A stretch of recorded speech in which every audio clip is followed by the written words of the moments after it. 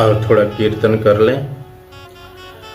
राम लक्ष्मण जान की जय बोलो हनुमान की, राम लक्ष्मण जान की जय बोलो हनुमान की, जय बोलो हनुमान की जय बोलो हनुमान की, राम लक्ष्मण जान की जय बोलो हनुमान की, राम लक्ष्मण जान की जय बोलो हनुमान की। जय जय सिया राम। आइए कथा में प्रवेश करें। नौका में व्यक्तियों को बिठाकर किनारे ले जाकर अपना गुजारा करके परिवार चलाते थे। ऐसे श्रृंगबेरपुर गांव में भगवान श्री राम का आगमन हुआ। उस गांव का मुखिया है गोह। उस गोह मुखिया को समाचार मिला कि प्रभु श्री राम पत्नी तथा अनुज सहित पधारे हैं।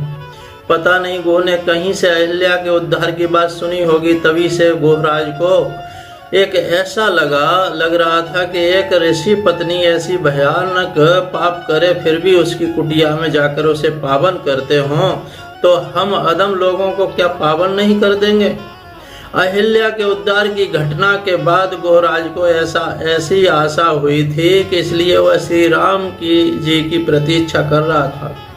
अतः तुलसी बाबा लिखते हैं, यह सुध गोह निषाद जब पाई, मुदित लिए प्रभु बंधु बुलाई। राम के आगमन का समाचार मिलते ही अपने परिवार के साथ सब अच्छे लोगों के साथ थोड़े फूल फल लेकर के गो श्री राम दर्शन करने के लिए परिवार के साथ अथवा प्रिय भाइयों के साथ आने का भाव यह है कि उत्तम पदार्थ को अकेले सेवन नहीं करना चाहिए। गोहराज ऐसा मानते थे कि श्री राम जी की मुझसे बात नहीं करेंगे, गले तो मिलेंगे ही नहीं, परंतु गोह ने सोचा कि मैं दूर से ही उनके चरणों में वंदन करूंगा और राम एक बार मेरी ओर देख लेंगे तो भी मैं धन्य हो जाऊंगा। श्री राम जानकी और लखन बड़े खड़े हैं। गोहराज ने दूर से ही रेत में फल फूल रख दिए हैं, प्रणाम किया और बोला, महाराज एक पापी और अधम आपकी शरण में आया है। गोह ने इसके सामने घोषणा कर दी कि मैं पापी हूँ, अधम हूँ, रात दिन पुण्यवान होने का दावा करने वाले आपसे व मुझसे यह आदमी आगे हैं। क्या ऐसा नहीं लगता है मैं पापी हूँ? ऐसा विचार जब हमारे अंदर जागे तब समझना चाहिए कि पुण्य का पहला कदम उठ चुका है। भक्ति के 8 सोपान चढ़ने के बाद 9वां अथवा अंतिम सोपान आत्मनिवेदन है। एक गो तक गोहराज पहुंच गया है। आत्मनिवेदन वैद्य तो जो दवा देते हैं तो कभी पानी के साथ कभी शहद के साथ खाने को दे देते हैं, पर धन्य है वह गोहराज जो सीधे गोली को सटक गया। उसे न तो शहद की जरूरत हुई और न पानी की जरूरत हुई। आत्मसमर्पण जैसा था वैसा ही ईश्वर के सामने हाजिर हो गया। यह भक्ति की श्रेष्ठता है। गोहराज ने दूर से ही श्री राम को प्रणाम किया। धन्य हुआ गोह जिसने कम से कम यह तो कह दिया कि मैं पापी हूँ, वरना आज यह कोई स्वीकार ही नहीं करता कि मैं पापी प्रभु की शरण में जा रहा हूँ। दूर से ही भगवान के चरणारविंदों में दंडवत प्रणाम किया। नेत्र सजल हो गए। श्री राम ने गोह की भावना देखी। गोहराज ने हाथ जोड़ करके बोला, महाराज मैं एक पापी हूँ, भील हूँ। दुनिया कहती है कि जो गंगा में स्नान करता है वह पवित्र हो जाता है, पर हम सब परिवार रोज स्नान करते हैं फिर भी हमें पवित्र नहीं करती। हम गंगा को भी पवित्र करें, ऐसी दूसरी गंगा आज हमारे नगर में आ गई है। इसलिए शायद हम पापी भी भव से पार हो जाएं। सजल नेत्रों से गो श्री राम दर्शन से मगन हो गया और बोला, न साध राज्य में तत्ते किंकर से रघुत्तमम त्वद अधीनम वसन्नत्र पालयास्मान रघुद्भः। देव धरण धन धाम तुम्हारा, ये तनु नीच सहित परिवार। हे देव, धरणी धन धाम यह सब श्रृंगबेरपुर का राज आपके चरणों में अर्पण है करता हूँ। मैं परिवार सहित आपका नीच कार्य करने वाला हूँ। मैं जन नीच सहित परिवारा में आपका सेवक हूँ, कृपा करके नगर में पधारिए। तब प्रभु ने कहा, यह सब मेरा है, परंतु मैंने तुमको दे दिया। इतने में गोह के आंखों में आंसू देखे और तुरंत भगवान दौड़े गोह का हाथ पकड़ लिया और बोले, गोह उठो। गोह ने तो इस व्यवहार की कल्पना भी न की थी। उसने सोचा कि राम मुझसे बात भी न करेंगे, केवल दृष्टिपात करें तो भी काफी है। परंतु आज जब गोह को राम ने गले लगाया तब गोह देव भान भूल गया। गोह आज राम रूप बन गया। आज गोह को गले लगाकर भगवान ने राम राज्य का उद्घाटन किया। यहीं से राम राज्य की शुरुआत हुई। श्री तुलसी के चिंतन से ऐसा मानते हैं कि राम राज्य स्थापित करना हो तो निम्न से निम्न आदमी को भी गले लगाना पड़े, झोपड़ी में रहना पड़े तो पता चले कि राम राज्य कैसे हो। आज परिस्थिति एकदम विपरीत है। आज जिसने कभी भूखे का अनुभव न किया हो अथवा गरीबी का अनुभव न किया हो, ऐसे लोग भी घंटों गरीबी के ऊपर भाषण करते हैं। ऐसे लोगों के मुंह से राम राज्य की बात अच्छी नहीं लगती। राम राज्य के लिए तो चरित्र निर्माण करना पड़ेगा। गांव के गरीब लोगों की समस्याओं को समझने और सुलझाने के लिए उन सब के बीच जाकर के रहना पड़ेगा। राम राज्य करना हो तो झोपड़ी में बैठे हुए को बुलाने जाना चाहिए। राम राज्य के लिए असाध्य लोगों के आंसू पोंछने पड़ते हैं। श्री राम राज्य का आज उद्घाटन हुआ। पहला सोपान श्री राम यहाँ से चढ़े। राम राज्य लाने के लिए श्री राम के तरह बनना पड़ता है। भरत होना पड़ेगा, लखन होना पड़े और जरूरत पड़ने पर महाराज दशरथ की तरह किसी को प्राण भी छोड़ना पड़े तो राम राज्य हो सकता है। बस प्रेम चाहिए जीवन में। श्री राम कथा प्रेम ग्रंथ है। यह राग प्रधान ग्रंथ है अथवा विराग प्रधान ग्रंथ नहीं है। श्री राम कथा अनुराग प्रधान है ग्रंथ है। राम है केवल प्रेम प्यारा। आज राम ने गोह को गले लगाया। गोह राम ने गले लगाया होगा। गोह की किसी स्थिति कैसी हुई होगी इसकी कल्पना नहीं की जा सकती।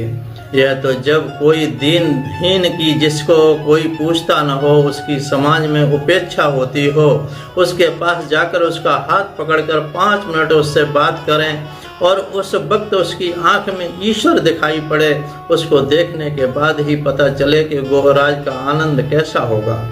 इसलिए तो कवियों ने गाया है, ऐसे को उदार जग माही, बिनु सेवा जो द्रवय दीन पर राम सरस। आज गोह भगवान के हाथों में से धीरे से निकला और चरणों में गिर पड़ा। राम गोहराज को बुलाते हैं। तब वो गोहराज इतना ही बोल सका, महाराज आज एक पापी को आपने पावन कर दिया, मैं धन्य हो गया। आज आपने मुझे तार दिया, मेरी धरती पवित्र कर दी। सदियों से हमें कोई बुलाता नहीं था, आपने पतित पावन राम सच साबित कर दिया। आनंद विमोर होकर के श्री सीता जी, लखन जी और सुमंत जी के चरणों में प्रणाम कर गोहराज ने कहा, महाराज सब कुछ कल्पना से बाहर हो रहा है। प्रभु मैंने ऐसा नहीं सोचा था। आज हम तर गए, हमें साधना भी नहीं करनी पड़ी, भक्ति भी नहीं करनी पड़ी तथा भजन नहीं करना पड़ा। एक कदम बढ़ाया तो आपकी प्राप्ति हो गई। भगवान अब आप एक और उपकार करो, कृपा करके मेरे नगर में पधारिए। मैं आपका सेवक हूँ, आप अब यहीं विराजो। तब प्रभु ने कहा, यह सब मेरा है परंतु मैंने तुमको दे दिया। मुझे तो 14 वर्ष किसी ग्राम में अथवा किसी घर में जाना नहीं है। न वेक्षामि गृहं ग्रामम न वर्षाणि पंच च, नव वर्षाणि पंच च। गंगा माँ के किनारे एक शीशम के वृक्ष के नीचे मुकाम किया। उस दिन सबने निराहार व्रत किया, मात्र जल के आधार पर ही सभी रहे। समस्त दिवस वहां विश्राम किया। श्री सीता जी को कुश की सैया पर सोते देखकर गोह को बहुत दुख हुआ। गोह ने केकई को उलाहना दिया, केकई की निंदा की। केकई नंदन मंद मत, कठिन कुटिलपन कीन। जय रघुनंदन जान के हैं, सुख अवसर दुख देन। उस समय लक्ष्मण जी ने जो सुंदर उपदेश दिया उसका ही नाम लक्ष्मण गीता है। वाल्मीकि रामायण में लक्ष्मण गीता का वर्णन बहुत ही सुंदर दिया गया है, बहुत ही सुंदर, सबके ग्रहणीय है। सुखस्य दुखस्य न कोपि दाता परो ददाति कुबुद्धि रेशा अहम करोमिति विथा विमाना स्वकर्म सूत्रे ग्रथितो ही लोका। बहुत सुंदर उपदेश दिया। सुख मध्य स्थितम दुखम सुख दुख मध्य स्थितम दुख सुखम द्वयम अन्योन्य संयुक्तम प्रोच्यते जल पंकवत। इस प्रकार से सुंदर श्लोक लक्ष्मण गीता में वर्णित हैं। गोहराज ने भगवान से जब कहा कि प्रभु मेरी नगरी में पधारिए, झोपड़ियों का गांव था, थोड़ी सी झोपड़ियों वाले श्रृंगबेरपुर गांव को यह नगरी कहता है। यह शब्द सुनकर लक्ष्मण जी को हंसी आ गई। उन्होंने श्री राम जी से कहा, प्रभु आपने इस आदमी को गले लगाया, इसी से यह आदमी अपने आप को बड़ा मानने लगा है और इन झोपड़ियों वाले गांव को नगर बता रहा है। गोहराज लक्ष्मण के हास्य को समझ गए। उसने राम जी से कहा, प्रभु मैंने अपने झोपड़ियों वाले गांव को नगर कहा, इसलिए लक्ष्मण जी को हंसी आ गई। परंतु प्रभु मैंने सोच समझकर नगर शब्द का प्रयोग किया है। जिस गांव में आपका आगमन हो वही गांव नगर हो जाता है प्रभु। इसका प्रमाण गोस्वामी जी ने दिया, अवध जहां तहां राम निवासु। वो तो अयोध्या बन जाता है, जहाँ राम हो वहीं अवध है। आपकी अयोध्या तो आज वीरान सी है, जबकि मेरा छोटा सा गांव आज अवध हो गया है अथवा नगर हो गया है। कृपा मेरे नगर में निवास कीजिए। श्री राम ने कहा, भाई पिताजी की आज्ञा कुछ और है। बरस 4-10 बास बन मुनि व्रत वेश आहार, ग्राम बास नय उचित सुने गुहे भयो दुख भार। 14 वर्ष तक वन में वास करके मुनि व्रत अर्थात वानप्रस्थ व्रत और मुनि वेश मुनियों का आहार, यह पिता की आज्ञा है। इस कारण गांव में बसना उचित नहीं है भैया। यह सुनकर गो को भारी दुख हुआ कि सुकुमारों पर इतना भार दिया अथवा घर ले जाना चाहते थे, पर यह तो नहीं हो सका, इसलिए दुख हुआ। यहाँ निषाद से ग्रामवास उचित वही कहा। ग्रामवासियों ने सुग्रीव से पुर न जाओ 10-4 वरीसा और विभीषण से पिता वचन में नगर न जाऊं, इससे ग्रामपुर नगर तीनों का निषेध जनाया। सुग्रीव पंपापुर निवासी था, इस कारण पुर कहा, और विभीषण नगरवासी था, इस कारण नगर कहा। गोहराज को सुनकर बहुत दुख हुआ। उसने कहा, प्रभु आपके लिए अपने गांव की हद के पार एक वृक्ष के नीचे पर्णकुटी तैयार कर दूं, आज की रात यहाँ शयन करें।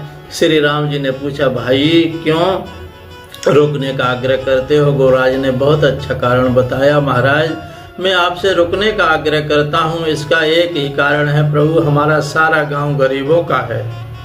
लोग रात दिन मजदूरी कर लकड़ी काटें, तब कहीं जाकर के बड़ी मुश्किल से पेट की आग शांत होती है। मैं गांव का मुखिया हूँ, इस कारण मुझे कुछ भी करना नहीं पड़ता। प्रभु मुझे आपके दर्शन हो जाएं और पूरा गांव वंचित रह जाए, यह अच्छा नहीं है।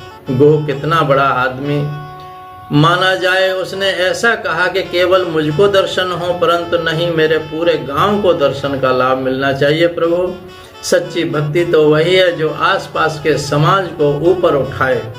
गोहराज ने राम को श्रृंगबेरपुर रात रुकने के लिए आग्रह किया है। भगवान उसके आग्रह के बस हुए। कुटिया तैयार हो गई, शाम हुई, भीलों की टोलियां मजदूरी कर वापस गांव में लौट रही हैं। गोहराज रास्ते में खड़ा है और चिल्ला चिल्ला करके बुला रहा है, दौड़ आओ, आज अपना उद्धारक आया है, हमारा परमात्मा आया है। यह सुनकर लोग और दौड़ लगा रहे हैं, जिनके हाथ में जो कुछ था वह प्रभु के श्री चरणों में रखने लगे। दोना भरे भरे राख से पानी, पवित्र पवित्र फूल फल मीठे कोमल जानकर दोना में भरकर आगे रखने लगे। श्री राम जी का दर्शन करने आए भीलों ने अपने पास जो था वह पूरे गांव से प्रभु के चरणों में रख दिया। भगवान तो हर एक को मिलते हैं, सबकी खबर लेता है। आज भील धन्य बन गए, श्रृंगबेरपुर की हद में मानो बैकुंठ उतर आया है। जानकी सुमंत और भाई सहित कंद मूल फल खाकर श्री रघुनाथ जी दर्भ की सैया पर शयन किए। श्री लक्ष्मण जी चरण दबाने लगे। उसी समय निषाद राज ने भीलों को आदेश दिया कि कोई हिंसक पशु आकर श्री राम जी की नींद में विक्षेप न डाले, इसलिए धनुष बाण लेकर के सारी रात भगवान का ध्यान रखिए। श्रृंगबेरपुर के भीलों का निषाद राज की ऐसी बात सुनकर लोगों को बहुत आश्चर्य लगा। वे सोचने लगे कि राजा ने आज हमें ऐसा किस लिए कहा है। हिंसक प्राणी तो हमारे गांव में कभी आते ही नहीं है। हिंसक प्राणी तो हमसे डरते हैं, क्योंकि हम लोग स्वयं हिंसक हैं, फिर हमें क्यों जगाते हैं। पर भीलों का एक प्रश्न है उठा कि श्री राम जी यहाँ सोए हैं, तब गोहराज हमें जगाने के लिए क्यों कह रहे हैं। भीलों को क्या मालूम कि इसके पीछे निषाद राज की गहरी युक्ति थी। तमसा नदी के तट पर अयोध्यावासी सो गए थे और राम उन सबको सोते हुए छोड़कर चले आए थे। ये घटना गोहराज ने कहीं से जान ली थी, इसलिए उन्हें लगा कि कहीं मेरा समस्त गांव सो जाए और प्रभु वहां से निकल पड़े। तो अतः हिंसक पशु की चौकसी के बहाने गोहराज ने सारे ग्रामवासियों को जगता हुआ रखा। प्रभु श्री राम जी की रखवाली करने के बहाने सब भील जाग रहे हैं। इसके बाद गोह लक्ष्मण जी के पास जाकर बैठे। श्री सीताराम को धरती पर सोते हुए देखकर के निषाद राज को बहुत दुख हुआ।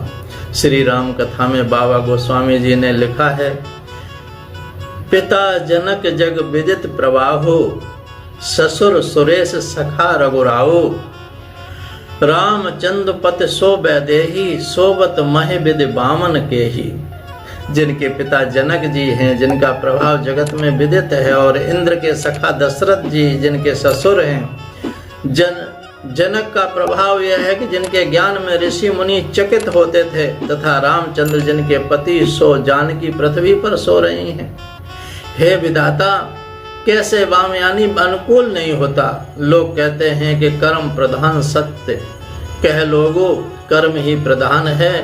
कर्म प्रधान विश्व रच राखा, जो विदना भावी लिखी सोई होय स्वभाव। घर बसबो के बन बसे के परदेस जाए। बोलिए भक्त वत्सल भगवान की जय, सदगुरुदेव भगवान की जय। जय जय श्री राम, जय जय श्री कृष्ण, जय जय श्री राधे। सोहम सोहम सोहम। इससे आगे लक्ष्मण गीता, लक्ष्मण जी क्या उपदेश करते हैं आप सुनेंगे। बहुत अच्छा प्रसंग है।